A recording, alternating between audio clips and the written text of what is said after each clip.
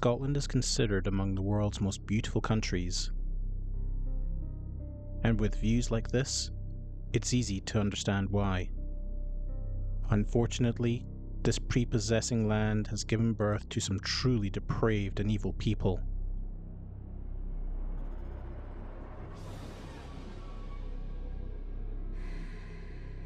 Ian Brady. Ian Brady was born Ian Duncan Stewart on the 2nd of January 1938 to a struggling mother and an absentee father. Due to the stigma surrounding being an unwed mother of one child, Brady's mother put him up for adoption, which resulted in him being taken in by the Sloane family, who lived in a gritty part of Glasgow.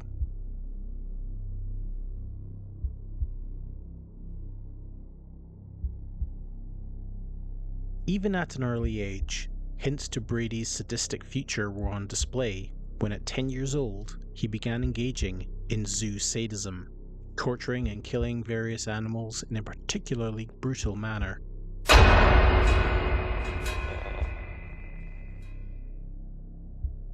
By the time he reached his late teens, Brady moved back in with his mother and her new husband in Manchester.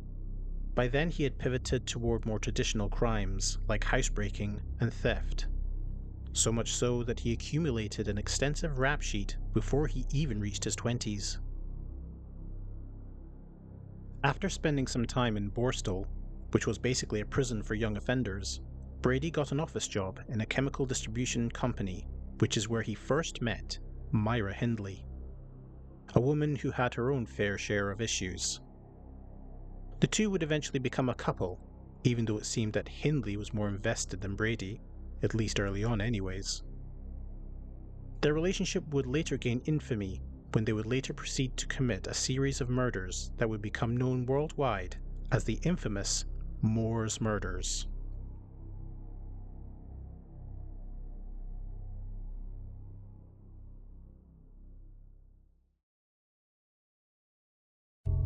The couple's first victim was a 16-year-old called Pauline Reed in July of 1963.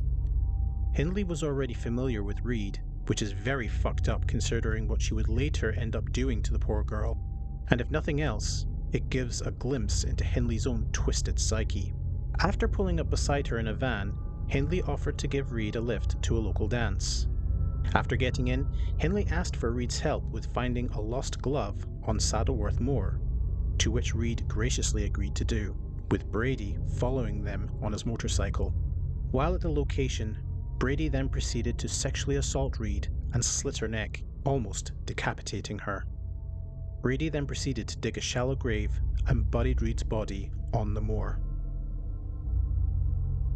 Hindley would again use the lost glove story with regards to second victim, 12-year-old John Kilbride. On November 23rd, Hindley approached Kilbride and asked for his help loading boxes into her car, then offered to give him a ride home, with Brady driving. Once at the moor, Brady again sexually assaulted the child, then attempted to slit his neck, but instead settled on strangling him. He was then buried in a shallow grave on Saddleworth Moor. It would be well into the following year, on June 16th, when the couple would claim their third victim, 12-year-old Keith Bennett. Hindley once again used the whole, "Can you help me load boxes into my vehicle, I'll drive you home, oh could you help me find my lost glove," routine. Brady repeated the same procedure he did before. He sexually assaulted the child, killed him via strangulation, then also buried him on the moor. On December 26th, the couple would claim their fourth and youngest victim at just 10 years of age, Leslie Ann Downey.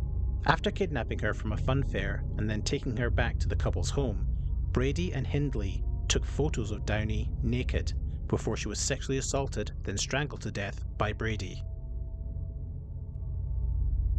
What made this killing particularly sadistic was the fact it was audio recorded. On the tape, Downey can be heard begging and pleading to be let go, while Hindley can be heard telling the girl to shut up.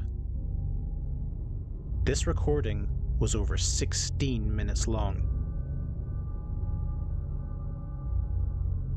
Rolling into the year 1965, on the 6th of October, the couple's final victim was 17-year-old Edward Evans. The couple met Evans in a local gay bar and invited him round to their home for a drink. It would be this murder that would eventually lead to the couple's arrest, primarily because they involved another person called David Smith, Hindley's brother-in-law, who was himself a teenager. Smith was a young hoodlum who had already met Brady about a year before and had become quasi-friends with him. He was somewhat aware of what Brady had been doing, but didn't really take it seriously. After being invited over to the house by Hindley, Smith witnessed Brady attacking Evans with an axe or hatchet, killing him, leaving a bloody mess. Needless to say, Smith was horrified. Feigning compliance, Smith helped Brady and Hindley clean up the body, then left. Smith ran home and confessed to his wife what he had witnessed. The following morning, Smith left his home at 6 a.m., armed with a kitchen knife and a screwdriver, in case he unexpectedly ran into Brady or Hindley. Smith located a nearby phone box and phoned the police, who immediately picked him up.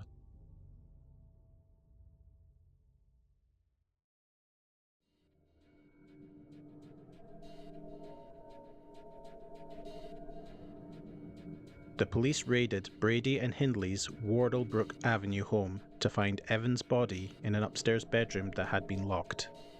Brady was immediately arrested, followed by Hindley.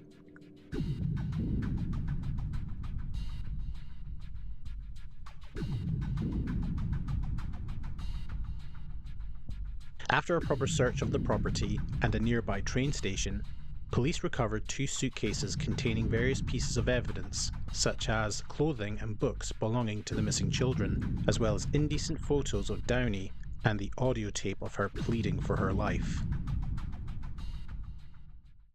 That's Hyde Police Headquarters, the center of one of the biggest ever police search operations in this country. Inside now, detectives are studying a police file, which day by day grows in content. And it's collecting evidence which might confirm the killings of young children up on the Pennine Moors about 7 or 8 miles from here.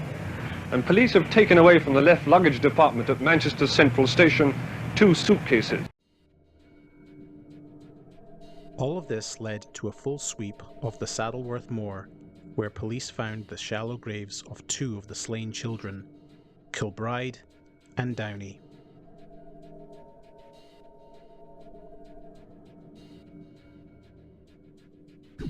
Brady was charged with the murder of John Kilbride, Leslie Downey, and Edward Evans, while Hindley was charged with 2 of the murders and being an accessory to the other.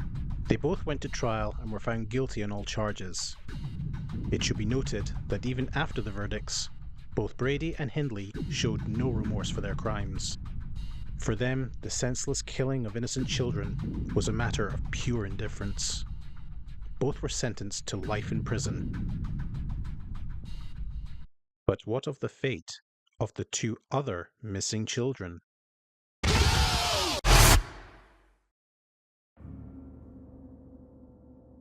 After the conviction of Brady and Hindley in May of 1966, old reports of missing children were dug up, as it had always been suggested that Brady and Hindley were responsible for the disappearance of other children. One thing led to another, and by the 1980s, Detective Chief Inspector Peter Topping decided to look into the Moors murders once again. Vague hints from Brady while he was in prison, as well as more clearer cooperation from Hindley, prompted police to search Saddleworth Moor yet again, even bringing Brady and Hindley out from custody to help in the location of the remaining bodies. The body of Pauline Reed was soon found. Keith Bennett's body was not. In fact, to this day, the body of Keith Bennett has never been found, much to the absolute torture of his mother, Winnie, who lived out the rest of her life never being able to give her son a proper burial. She even wrote to Brady while he was in prison, begging him to reveal her son's location. It's been reported that for all the remainder of her life, she would frequently visit the moor, sometimes even alone, in an attempt to find her son. Give me a chance to get my lad back before anything happens to me, because I want him buried before even Brady dies. I don't care who finds Keith, as long as he's found. And I've got to bury him. Well, I want him buried, and I want him in the service, a private service for my family at St Chrysostom's Church in Upper Root Street. And then after that, I want it because it will go all over the world. It won't be just in Manchester. I've not had to chase all over the world. I've worked hard myself, and so has the police, to thank you without anybody else interrupting. It's got to be somebody. He knows where he is, and he's held it all these years. And I've had to suffer. He's got rights, and I've not. And it's not fair on me. I've had to scrape and scribe all these years. People have tried to help me, but what they've given me is not enough. I want him found before I go, and I'm hoping and praying to God that he will be found, and it'll be through Brady, because the police have done their best and can't do any more. She died in the year 2012.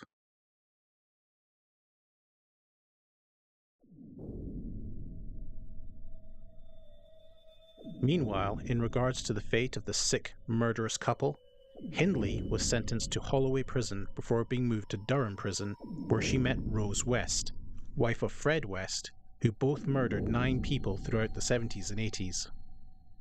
Despite writing letters to each other while in prison, Hindley eventually broke things off with Brady and even started claiming that she had been a victim of Brady all along, with accusations of beatings and sexual violence perpetrated by him during the relationship. Despite attempts to get parole, mounting heart and liver issues led to Hindley dying in Suffolk Hospital in November of 2002. Unfortunately, Brady would outlive Hindley by a decade and a half. After sentencing, Brady bounced around between several prisons, including HMP Albany and Parkhurst, during which time reports were made of him hearing voices in his head and experiencing psychotic delusions. He was eventually moved to Ashworth, which was a high-security psychiatric hospital. There were also claims among staff and patients that Brady would often sexually target young boys who were admitted to the hospital. Ultimately, Brady eventually threw a tantrum and tried to starve himself to death, which led to the prison administration force-feeding him. Ultimately, his own health deteriorated and died in Ashworth Hospital in 2017 of restrictive lung disease. Good riddance to bad rubbish.